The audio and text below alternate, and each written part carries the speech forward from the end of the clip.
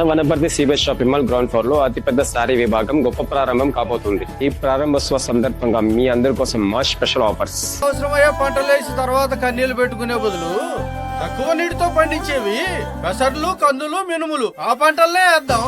గది లెక్క. మన తెలంగాణ ప్రభుత్వం వ్యవసాయ శాఖ చెప్పిందంటే మన మంచి కోసమే.